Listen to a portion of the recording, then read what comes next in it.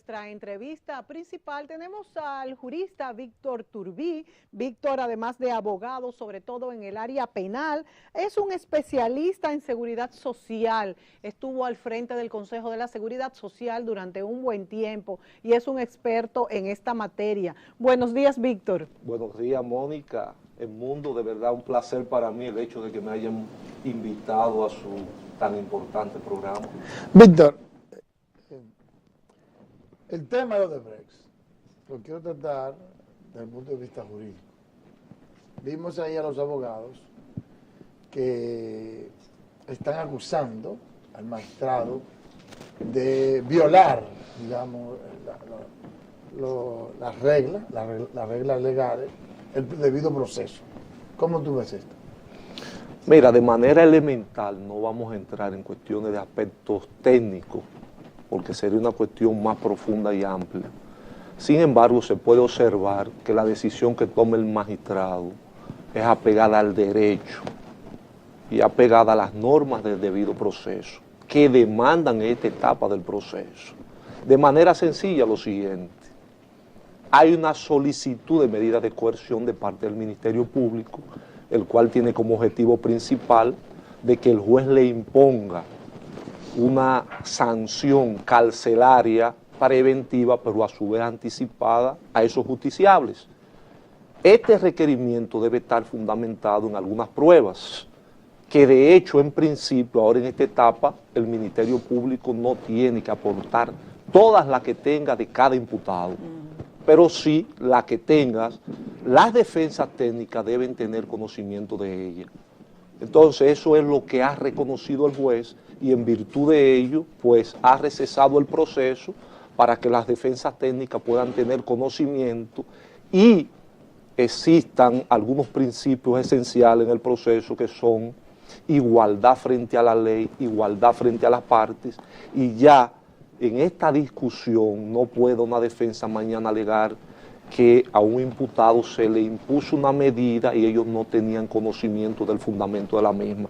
Yo creo que es acertada y, por supuesto, el Ministerio Público las conoce todas, el juez en su momento las conocerá todas y, por supuesto, las defensas las deben conocer todas. O sea que el tiempo de coerción que se pida tiene que ver con las penas, que va desde un mes hasta un año y medio. No, en este caso, medida de coerción, en el sentido de la sanción, pudiera ser 3 meses hasta 18 meses. Hasta 18 meses, que es lo máximo que se es lo máximo que se puede imponer ahora en el contexto de medida de prisión preventiva.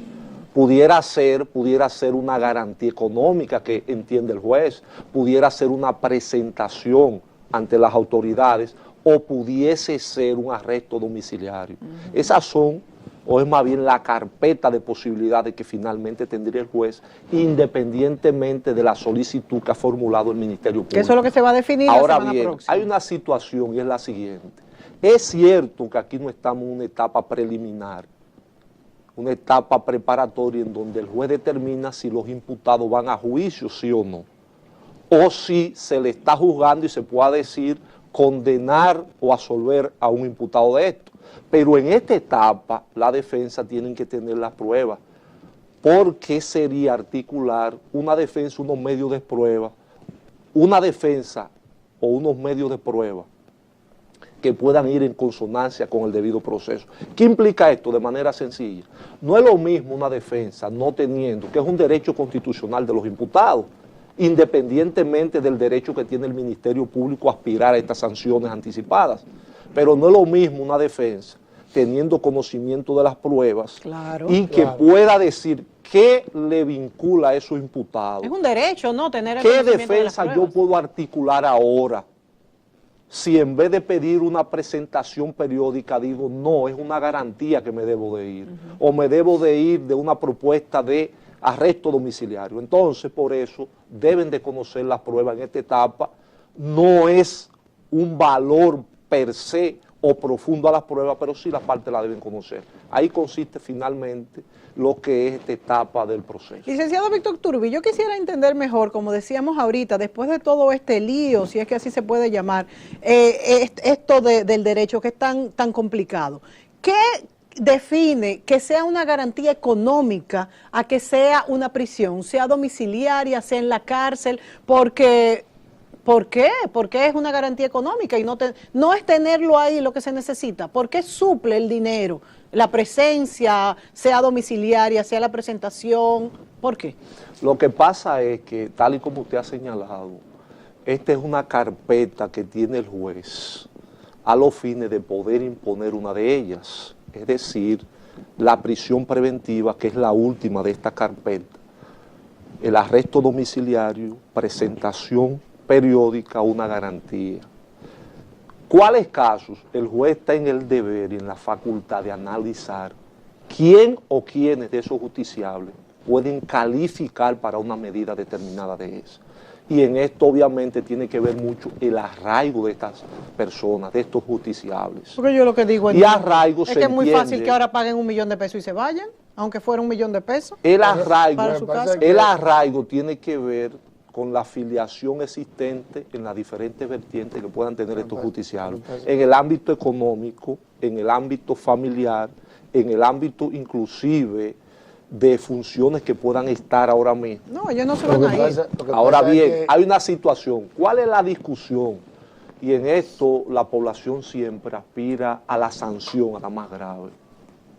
¿Cuál es la discusión y cuál es la tesis de esto? ¿Por qué a veces no imponer una medida de prisión preventiva?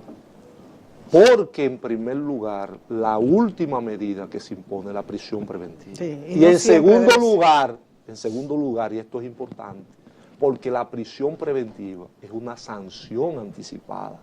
Estoy de acuerdo. Entonces, yo puedo decir, me gustaría que a un imputado, no en este proceso, en todos los procesos que conocemos, se le imponga una prisión preventiva, pero es una medida anticipada. Sí. Ahora, estamos frente a legislaciones europeas en otros países.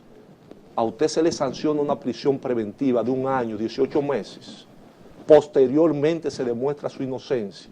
Y es probable que al final se le haga una evaluación. Mónica, ¿cuánto usted gana de acuerdo a su preparación, a su profesión? Y finalmente se le entrega un cheque. Sí. En estos países de la región no existe ese mecanismo. Y debe ser de compensación. Ahora bien, hay otro punto que sería interesante. Los imputados, hay veces un imputado estando en libertad, ¿qué puede hacer? Es un peligro para tener una combinación con otros imputados, con sectores. Esa es una situación que el juez tiene que tomar en cuenta. No es un peligro para esto. Bueno, entonces pudiera analizar esto. Además, que hay imputados que por su naturaleza, y esto no es un adelanto, a veces de una cuestión de salud también merecen algunos tipos de garantía, y con esto no es que estoy diciendo... Y es lo que yo le decía al mundo, que ahí hay personas que están delicados de salud que no lo pueden meter en una cárcel sin aire, con una camita de hierro, porque se van a morir. Mire, pero es que hay mucha gente, yo estoy de acuerdo, oiga, ¿qué es lo que pasa? Miren, voy a volver a hablar de Singapur. Miren, ¿puede haber algo más terrible que la pena de muerte? No. Bueno, claro que no. Pero ¿cuánta gente no se ha muerto en este país porque está pasando hambre? Porque no tiene salud. ¿Cuántos muertos vivos no hay porque no tienen educación? ¿Por qué no tienen educación? Porque se lo han robado. Entonces, cuando tú quieres cambiar algo tan terrible, que ha sido tan terrible, que ha tenido consecuencias tan terribles para un país, bueno, las medidas tienen que ser drásticas, tienen que doler al que lo ha hecho mal. Porque si ahorita todo va para su casa, y ahorita digo, no aparecen sigue todo igual. Es la sanción, no, y la sanción es lo que hace que el otro no lo haga de nuevo. Lo más simple. Pero tú quieres un salvajismo más grande que lo que es aquí conducir.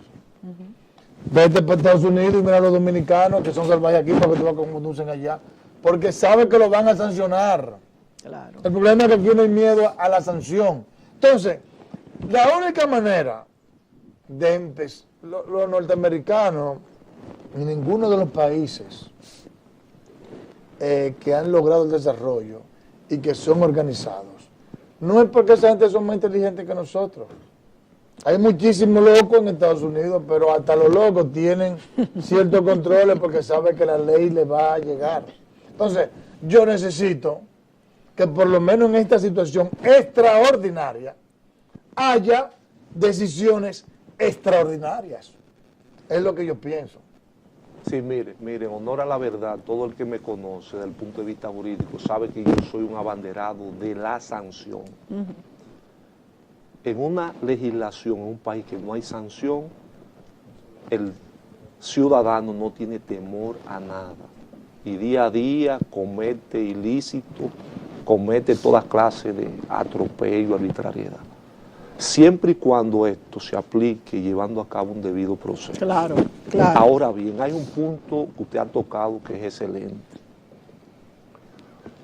En este proceso, si el sistema de justicia dominicano hubiese estado fortalecido, fuerte, y hubiese tenido mínimamente la confianza que debe tener de los ciudadanos, ese proceso probablemente un juez ahorita, mañana, el martes, decidiese de que esos imputados se fueran a su casa hasta que se le conociera el proceso finalmente para tomar otras medidas de prisión en caso de resultar, la población lo hubiese visto bien. Ahora, ante una debilidad del sistema de justicia, la gente no entiende esto y lo que quiere ver rápidamente prisión, merezca o no. El tema jurídicamente no es de prisión, merezca o no. El tema es conocer el proceso con el debido proceso, si existen méritos, sancionar, si no existen, descargo. Es simplemente esto. Ahora, entiendo la legítima preocupación de la población, porque se está a veces ante sed de justicia, y esto muchas veces entonces se convierte en injusticia. Es cierto. Estoy de acuerdo. Entonces, ¿en qué fase estamos y cómo se va a desarrollar este proceso? Bueno, sencillamente en este momento se está, reitero, ante la etapa de una solicitud de medida de coerción. Ahora el juez va a determinar cuáles de las medidas que hemos hecho referencia impone.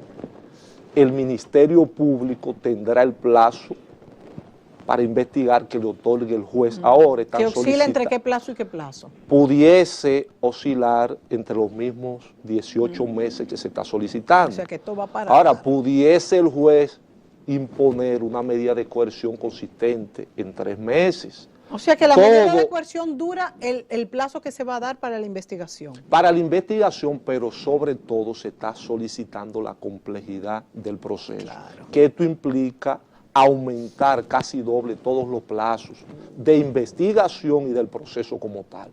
Ahora, saliendo de esta etapa, el Ministerio Público está en el deber, en la obligación de seguir llevando a cabo la investigación y finalmente presentar actos conclusivos, que hay un punto que es interesante.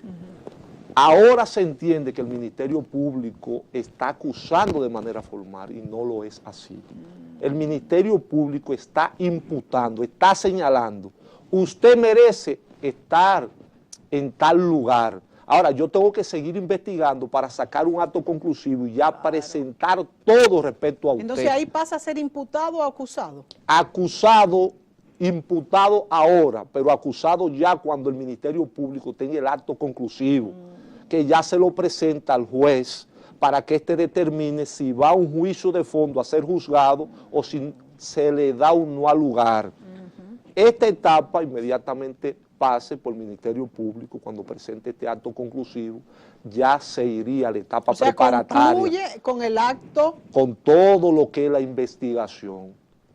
Mañana el Ministerio Público en una investigación pudiera agregar una persona, pudiera agregar 2, no lo pudiese agregar, porque es una investigación y no es concluyente hasta este momento. Muy bien. Entonces, posteriormente, ya ante la fase preparatoria, ya se determina si va a juicio, sí o no. O sea que hasta el acto conclusivo se pueden agregar personas que estén relacionados con este caso de corrupción. Así es, y el Ministerio Público puede decir, en este momento tengo 5 o 6 pruebas en contra de un justiciable, mañana puedo presentar 10, 15 o 20. sea, esta es una antesala del proceso. Obviamente que es importante porque ahora lo que se verifica es la situación de dónde va a permanecer el justiciable hasta tanto se sigue el procedimiento en sentido general. Bien. Qué interesante, muy interesante. Muy interesante. Bueno, entonces eso quiere decir que esa frase de que están todos los que son y son todos los que están no está bien utilizada, porque pudieran el mismo proceso arrojar muchísimos otros implicados que ni siquiera tienen que venir señalados desde Brasil, sino que el proceso los arroje. Mire, es un desliz grave en derecho sostener en medio de una investigación una postura de esa naturaleza, porque en medio de una investigación, en principio, independientemente de que se imputa un hecho, la investigación continúa. Yo creo que él quiso decir, son todos los que arrojó ese documento de Odebrecht, y esa parte, como quizá es una decimos, interpretación que quiso decir, sí, bueno, hasta ahora lo hasta que ahora, podemos exacto, fundamentar respecto de su imputado, esos son. Eso es lo que yo interpreto un acto de buena fe. yo creo que eso fue lo que... Pero obviamente si la Procuraduría General de la República ha dejado abierta la investigación, el mismo proceso, eso implica que mañana, inclusive, hay algo. Y si mañana la Procuraduría General de la República consigue 5, 6 u 8 pruebas más y dice, ese imputado no es lo que yo pensaba, la población no cree esto. Pero no lo cree por una visión de desconfianza al sistema, pero no porque no sea quizás cierto lo que hace la Procuraduría, porque el órgano investigador debe ser objetivo. ¿Usted sabe lo que implica objetividad? Procurar las evidencias o la prueba, no solamente para condena del imputado, sino también aquella que le puedan descartar. Esa es la objetividad del Ministerio Público. Claro. Ahora, siempre yo he dicho y sostengo, siempre he dicho y sostengo, siempre he dicho y sostengo como una salud para el proceso. Ningún proceso penal en ninguna parte del mundo depende de nombres o de listas. Óigase bien, desde el punto de vista jurídico. Yo puedo estar en una lista. ¿En qué circunstancia? Un ejemplo sencillo. Sí. En la circunstancia, y lo pongo en persona para no hacer referencia a un nombre y señalar a algún imputado de eso. Claro. Yo quise sobornar a alguien, por ejemplo, con una empresa, y la amiga Mónica era la intermediaria de entregarle la suma al amigo Ledesma. Perfecto, eso fue lo que me dijo Mónica. Sí, sí. Cuando se abre la investigación, yo digo en una confesión que Ledesma recibió dinero de esto. Claro. Porque eso fue lo que me dijo Mónica. Claro, estoy hablando de un ejemplo. Claro, y si Mónica no le tramitó el dinero al mundo, o se lo dio a varios. Entonces, por eso yo creo en la investigación, en la fundamentación. Le pongo otro ejemplo. Y si hay una persona que no está en la lista, pero el Ministerio Público comprueba que tiene responsabilidad, entonces lo más importante es una investigación seria, profunda y amplia. Y por supuesto, si este cuerpo de evidencia, de prueba lo amerita, enjuiciar a todo el que tenga que enjuiciar. ¿Usted cree, Víctor, que cabe la posibilidad que dentro de este caso en el Ministerio Público haya, vamos a decir, que trate con mayor suavidad a personas que están involucradas en el gobierno? ¿Esto cabe en este proceso? En honor a la verdad, si se pensase hasta por un segundo, no debe ser. Por eso pregunto, pero no sé. 14 imputados, todos deben ser igual ante la ley, con un igual trato, hasta desde el punto de vista de la prisión preventiva. Y esto, si vemos igualdad, pues se está solicitando para todos y por el mismo tiempo, que entiendo que es una medida saludable. En un país como este, si se solicita 3 meses de prisión preventiva y 18 para otro, claro, va a haber un eso problema. arma un tremendo problema, que jurídicamente procede, sí, porque en un proceso a veces hay una persona que tiene 70 o 75 años, sí, y hay otro que tiene 30 o 25, y desde el punto de vista de la edad, el Ministerio Público puede entender, no debe 6 meses o 3 meses, no, aquel 1 año o 18 Claro, meses. es verdad. Esas son situaciones que se dan, pero que tienen un componente puramente técnico y que la población muchas veces no analiza estos detalles. Y que con el tiempo yo entiendo que el mayor responsable de que la población de manera legítima vaya entendiendo esto es la confianza que podría dar el sistema de justicia con sus actuaciones, con sus acciones. Quizás sea el momento en que se sanee definitivamente el sistema de justicia en la República Dominicana, que está tan corrompido y tiene tan poca credibilidad pública. Es cierto, y mire que le estoy diciendo de la poca credibilidad, pero así mismo le digo que ese sistema de justicia tiene jueces extraordinarios cierto. desde el punto de vista de la formación, desde el punto de vista técnico, Sí. profesional, y están ahí. Y quizás nunca se mientan, pero están todos los días emitiendo decisiones. Y a veces emiten 100 decisiones, Como yo digo, condenando que lo malo es lo que más se ve. imputados. Sí. Y un día ciertamente emiten una decisión que a la luz quizás de la población se pudiese cuestionar. El juez no habla, no igual que el Ministerio Público, que tiene 25 de 24 dando declaraciones. Y yo creo que ese es un gran reto que tiene el sistema de justicia, de dar confianza, de dar tranquilidad, pero ¿cómo? No con expresión, con acciones justas, que implica aplicar la ley y la Constitución, de manera sencilla eso. Bueno, otro punto que yo creo que es muy interesante y que la población le gustaría saber, y a mí también, es cuáles son las ventajas y las desventajas de que estos funcionarios estén siendo juzgados en la Suprema Corte de Justicia en vez de en un juzgado, en un tribunal ordinario, porque se habla de ventajas y desventajas y de que, por supuesto, ya sí todos sabemos que les corresponde por ser legisladores y haber un ministro en el grupo. Mire, desde el punto de vista de esos funcionarios, como se trata de legisladores y en el caso específico de un ministro, obviamente corresponde a la jurisdicción privilegiada. Esto implica de manera sencilla un juzgamiento de parte de la Suprema Corte de Justicia. Igualmente en la etapa preparatoria le instruye un juez de la Suprema Corte de Justicia. ¿Esto por qué? Bueno, porque está plasmado en nuestra Constitución. Ahora, en honor a la verdad, técnicamente, procesalmente, una desventaja. ¿Eso por qué? Bueno, porque cualquier imputado, cuando se le somete a un proceso, tiene el doble grado de jurisdicción. ¿Qué implica esto? Conocer el proceso en primer grado, proceso de fondo. Conocerlo en un segundo grado, proceso de fondo, 2 veces, 2 oportunidades. ¿Por qué?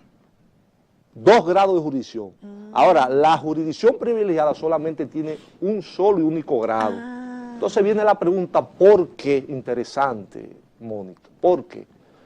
Porque la tesis para plasmar esto constitucionalmente, legalmente, es que dada la situación de la notoriedad del funcionario público, puede ser electo, puede ser designado por decreto, tiene de alguna manera una fortaleza en el ámbito de notoriedad, de función, en las diferentes vertientes. Y esto podría atentar en un juzgamiento en primer grado con una jurisdicción que no es tan conocida. Ahora se crearon los tribunales colegiados, que ya son 3, antes 1. Entonces podría darse un choque e imponerse de alguna forma algún tipo de poder o privilegio. Entonces, ¿qué es lo que hace la tesis? Sostener que la Suprema Corte de Justicia, como órgano superior de todo el sistema, está con la fortaleza jurídica y necesaria para poder juzgar a ese funcionario. Esa es la tesis. Pero en el fondo es una desventaja, porque allí solamente tienen un solo grado de jurisdicción. Fueron condenados en ese solo grado. No se puede. Bueno, podrían acudir, pero ya un recurso extraordinario. Entonces tienen un recurso ordinario, que es el juzgamiento, y tienen un recurso extraordinario. Es como que tienen uno menos. Uno menos. En este caso, otro recurso extraordinario se suma el del Tribunal Constitucional. Pero de todas maneras, en sentido general, tienen un ordinario y tienen 2 extraordinarios. El ordinario, Suprema Corte de Justicia primero, posteriormente casación y Tribunal Constitucional. El segundo. Ahora bien, una y el tercero persona, Tribunal Constitucional. una persona cualquiera tiene 2 grados de jurisdicción. ¿Cuál? Primer grado, segundo grado. Sí. Primer grado, Tribunal de Primera Instancia, Corte. Posteriormente tiene 2 recursos extraordinarios. Suprema Corte de Justicia hasta Tribunal Constitucional, si ello clasifica para ello. Entonces, en el fondo, jurídicamente, técnicamente, es una desventaja la jurisdicción privilegiada. Inclusive, hay en algunos procesos que personas que no tienen jurisdicción privilegiada han solicitado pedimentos para que sean juzgados ante el Tribunal de Primera Instancia. Es decir, que no vayan a ser arrastrados por las personas o los funcionarios que tengan jurisdicción privilegiada. Ahora, ¿por qué no se da esta situación? ¿Por qué si hay 3 o 4 que tengan jurisdicción privilegiada, arrastran automáticamente a los que no tienen? Por una situación sencilla. Primero, el principio de conexidad. ¿Qué quiere decir? Que en el proceso pudieran estar ligados o imputados todos Sí. con filiaciones cercanas. Eso implica no conocer un proceso en primera instancia y otro en la Suprema. Por eso se dice que es un solo proceso. Un solo proceso. Y lo otro está el de economía procesal. Economía procesal, usted se economiza llevando a cabo un proceso frente a un tribunal que llevando a cabo 2 procesos. Ese es el enfoque que se le da a ese punto. Bien. ¿Qué tan complicado resulta para el Ministerio Público manejar 4 bancadas de abogados expertos al mismo tiempo? Yo diría en principio que el Ministerio Público tiene que duplicar los esfuerzos. ¿Cómo lo hace? Porque entiendo, hay buenos profesionales y representantes del Ministerio Público. Yo le puedo decir, sin lugar a dudas, que hay 2 o 3 representantes del Ministerio Público en ese proceso que son bien formados, que saben litigar, que no se dejan llevar de la pasión y que saben lo que tienen entre manos. ¿Por qué? Porque hay una defensa que tiene profesionales bien formados, bien técnicos. Con experiencia. Les recuerdo un solo caso para establecer diferencia entre lo que es un abogado técnico o una acusación en el ámbito de poder triplicar el esfuerzo. ¿Recuerdan el caso de O.J. Simpson? Sí, sí. Hubo en un momento que, de acuerdo a sondeos y encuestas, más del 50% de la población norteamericana consultada entendía que él era culpable y penalmente fue descargado. Eso implica que el esfuerzo del órgano acusador no estuvo a la altura desde la recolección de las pruebas hasta finalmente sustentar la acusación. Y eso mismo sucede aquí, en la medida que estos esfuerzos lo lleve a cabo el Ministerio Público, en esa medida pues tendría más resultados, dada la situación de que está ante una defensa donde hay abogados, reitero, muy formados y muy técnicos, que en una etapa llegará de que se podría conocer no la culpabilidad o la inocencia de un imputado de ese, sino una parte procesal que pudiera hasta poner fin al proceso en sentido general o al proceso de manera unilateral por imputado. Eso parece que ser como la parte estratégica que ellos están utilizando, la parte procesal, más que la inculpabilidad o no de los... Bueno, porque la etapa en este momento, a partir de ahora hasta la etapa preparatoria, sí lo demanda. ¿Ves? Y si hay posibilidad de hacer un planteamiento en este contexto, no hay que llegar a fondo. Claro está, el Ministerio Público, en teoría, tiene mucho tiempo para articular, para fundamentar una buena acusación. Digo en teoría y desde el punto de vista conceptual, porque recuerde usted, claro, con la excusa de ustedes, que muchas veces la prensa presiona a los órganos de persecución y que necesariamente a veces deja de ver esta parte técnica que es tan necesaria en los procesos que pudiesen poner en peligro no solo un proceso, el sistema de justicia como de se manera pudo haber completa. puesto la llamada a estos imputados si se hubiera dado la lista antes. Y para terminar, Víctor, yo quisiera saber vamos a decir, ¿cuál es el perfil de los abogados que estos imputados buscan para su defensa? ¿Qué necesita un abogado? Pues tener en su currículum, ¿cuáles son las características de un abogado, de una banca de abogados, para que pueda pues competir en una situación tan delicada como la que viven estos imputados, para tener la posibilidad de sacarlos de esta acusación? Bueno, en sentido general, dada la magnitud del proceso, tanto la magnitud de los justiciables como la del proceso en sentido general, fíjese que para la recopilación de pruebas no solamente nos hemos limitado a la jurisdicción nacional, sino también internacional. Dada esa magnitud, obviamente, que los profesionales del derecho que representen a un imputado tienen que tener unas condiciones especiales en el ámbito profesional, en el ámbito de experiencia, en el ámbito procesal y técnico. Y con esto, cuando señalamos esto, no queremos decir de que por estos motivos pudiese conseguirse un descargo o evitar la imposición de una medida de coerción ahora consistente en prisión preventiva. Lo que queremos decir es que la defensa se podría fundamentar en lo que verdaderamente merece ese imputado, que es que sea defendido de acuerdo a los procedimientos, de acuerdo a las leyes y de acuerdo a la Constitución. Señores, qué complicado es este proceso. Así es, así es. Eso, indudablemente. Doctor, gracias como siempre, brillante usted. Gracias a ustedes, Excelente de verdad. exposición. Yo creo que conocemos un poco más de este complicadísimo caso y lamentable que está pasando en la República Dominicana. Esperamos tenerlo pronto, Víctor, por A aquí. su orden siempre. Gracias, amigos. Seguimos con Buenos Días Santo Domingo, que ya los muchachos se encuentran en el estudio para tenernos más de este interesantísimo contenido de este día de hoy, 1 de junio, señores. Se nos va el año, ya estamos Ya, a la a mitad. Mitad de año. Bueno, bienvenidos a Paola y a Carlos, que nos tienen un interesantísimo contenido. Seguimos.